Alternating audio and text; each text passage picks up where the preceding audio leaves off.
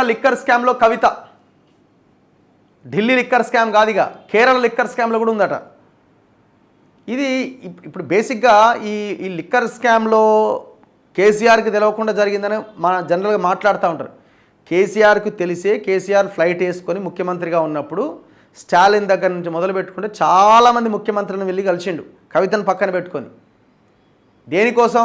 ఆనాడు రాజకీయ దీనికోసం కావచ్చు, కవితకు సంబంధించిన ఈ లిక్కర్ బిజినెస్ గురించి కావచ్చు. వీళ్ళు దీన్ని దేశవ్యాప్తంగా ఈ పాలసీని ఇంప్లిమెంట్ చేయాలని ప్లాన్ చేశారు. ఢిల్లీలో ఒక దగ్గర ఇంప్లిమెంట్ చేసి అక్కడ 2000 కోట్ల నష్టం వస్తుంది ప్రభుత్వానికి అని చెప్పిన తర్వాత అక్కడ ఉన్న లెఫ్టినెంట్ గవర్నర్ కేసు ఫైల్ చేయమని చెప్తే అప్పుడు ఆ కేసు బయటకు వచ్చింది. అక్కడ ఏకంగా పాలసీ కూడా ఇంప్లిమెంట్ అయిపోయింది. సేమ్ యాజ్ ఇట్ ఈజ్ అట్లనే కేరళలో కూడా ఈ లిక్కర్ స్కామ్ జరిగిందండి. ఇక్కడ కూడా తాగుడు పెరిగింది బాగా కేరళలో.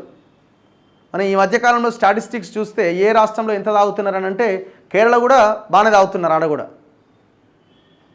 ఒయాసిస్ కంపెనీకి లైసెన్స్ జారీలో ఆమె పాత్ర ఉన్నదట. కేరళ ప్రభుత్వ పెద్దలతో కవిత సంప్రదింపులు జరిపిందట. పినరయ్ విజయన్ ఏకపక్ష నిర్ణయం తీసుకున్నాడు. విపక్ష నేత సతీశన్ ఆరోపణ ఖండించిన కవిత తూచ్ తూచ్ తూచ్ ఢిల్లీ లిక్కర్ స్కామ్లు కూడా ఖండిస్తూనే ఉంది ఈమె, నాకేం సంబంధం లేదని. ఢిల్లీ మాదిరిగా కేరళలో కూడా లిక్కర్ స్కామ్ జరిగిందని, దీని వెనుక తెలంగాణ మాజీ ముఖ్యమంత్రి కేసీఆర్ కుమార్తె ఎమ్మెల్సీ కల్వకుంట్ల కవిత కీలక పాత్ర పోషించారు అని అసెంబ్లీలో విపక్ష కాంగ్రెస్ నేత వీడి సతీశన్ ఆరోపించారు. గురువారం ఆయన మలప్పురంలోని ఎడవన్నలో ఏర్పాటు చేసిన విలేకరుల సమావేశంలో పలు వివరాలు వెల్లడించారు. 2023లో ఈ కుంభకోణం జరిగిందని పేర్కొన్నారు. అప్పట్లో పాలక్కడ్లోని ఎలపల్లి పంచాయతీలో oasis commercial private limited company పేరిట భూములు కొనుగోలు చేశారు. అనూహ్యంగా ఆ తర్వాత మద్యం విధానంలో సవరణ చేసి ఆ కంపెనీకే మద్యం లైసెన్స్ జారీ చేశారు. ఈ విషయంలో ముఖ్యమంత్రి పినరయ్ విజయన్, ఎక్సైజ్ మంత్రి ఎంబి రాజేష్ ఏ శాఖను సంప్రదించకుండా ఏకపక్షంగా నిర్ణయం తీసుకున్నారు, అనుమతులు ఇచ్చారు.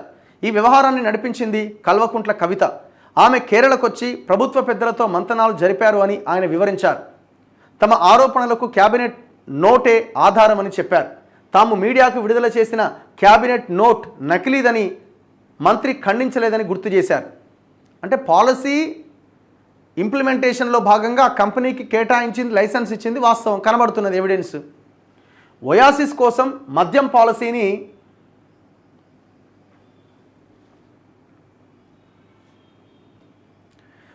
పాలసీని సవరించారని, ఆ తర్వాత దుకాణాలు కేటాయింపుల విషయాలు కూడా ఎవరికీ తెలియదని ప్రతిపక్షాలు మండిపడుతున్న విషయాన్ని ప్రస్తావించారు.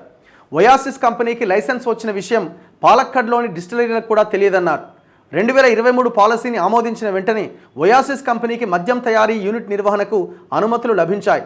ఈ వ్యవహారంలో కవిత పాత్ర, ఆమె కేరళలో ఎక్కడ బస చేశారు అనే వివరాలు పరిశోధించాలి. కంపెనీ పైన పంజాబ్లో కేసులున్నాయట. మధ్యప్రదేశ్, పంజాబ్ కేంద్రాలుగా ఒయాసిస్ కంపెనీ కార్యకలాపాలు నిర్వహిస్తున్నట్లు సతీశన్ తెలిపారు. పంజాబ్లో భూగర్భ జలాలు కలుషితం చేస్తోందంటూ ఆ కంపెనీ పైన కేసులున్నాయి. తాను చేస్తున్న ఆరోపణలపైన కంపెనీ నుంచి ప్రతిస్పందన లేదు. మంత్రి రాజేష్ కంపెనీ ప్రతినిధి మాదిరిగా ప్రకటన చేస్తున్నారంటూ మండిపడ్డారు. నేను ఎంపీగా ఉన్నప్పుడు పాలక్కడ్లో నీటి కొరత కారణంగా ఎన్నో ప్రాజెక్టులు వదులుకోవాల్సి వచ్చింది. అలాంటిది 8 కోట్ల లీటర్ల నీటిని వినియోగించే ఒయాసిస్కు ఎలా అనుమతిచ్చారు అని ప్రభుత్వాన్ని నిలదీశారు. సతీశన్ చేసిన ఆరోపణలను ఎమ్మెల్సీ కవిత తీవ్రంగా ఖండించారు. కాంగ్రెస్ నీచ రాజకీయాలకు ఈ ఆరోపణలు నిదర్శనమని మండిపడ్డారు. దీనిపైన చట్టపరమైన చర్యలు తీసుకుంటామని తేల్చి చెప్పారు. బెటర్ మీరు చట్టపరమైన చర్యలు ఈ ఆరోపణలు చేసిన వాళ్ళ మీద తీసుకోండి. అవసరమైతే ఈ కేరళ లిక్కర్ స్కామ్ మీద సిబిఐ ఎంక్వైరీకి ఆదేశించాలని మీరే వెళ్ళి పిటిషన్ వేయండి. కోర్టులో ప్రైవేట్ పిటిషన్ వేసేయండి. దీని మీద ఎంక్వైరీ జరగాల్సిందే. నా తప్పు లేకుండా నన్ను అనవసరంగా ఇరికిస్తున్నారని మీరు అక్కడ పిటిషన్ వేయండి. 200% ఉంటారు వీళ్ళు.